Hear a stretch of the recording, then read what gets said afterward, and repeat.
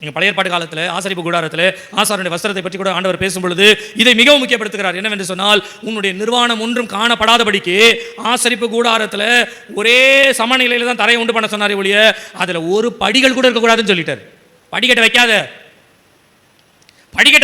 ஏன் அப்படின்னா, நீ உன் காலை தூக்கி படிக்கட்டில் வைக்கும் பொழுது அந்த கால் தெரியலை, எனக்கு நிர்வாணம் ஒன்றும் தெரியக்கூடாது.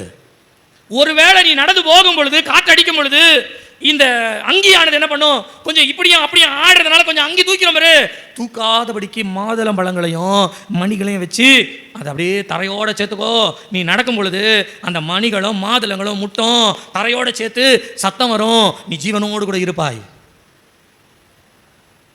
அப்படியானால் எழுத்தின் பிரகாரம் வருவோமே, ஆண்டவருடைய சமூகத்திற்கு வரும் பொழுது நம்முடைய நிர்வாணம் ஒன்றும் காணப்படாதபடிக்கு நம்ம வரணும். முதலாவது எழுத்தின்படியானதை நான் சொல்கிறேன். தேவ சமூகத்துக்கு வரும் பொழுது உங்களுடைய சரீரம் அங்கே ஒன்றும் வெளியில் தெரியாத அளவுக்கு, உங்கள் சரீரம் தெரியாத அளவுக்கு தேவனுக்கு முன்பாய் பயபக்தியாய் வருகிறவர்கள். இன்னொரு வார்த்தை சொல்ல, நீங்கள் நல்லொழுக்கம் உடையவர்கிறதுக்கு அதான் அடையாளம்.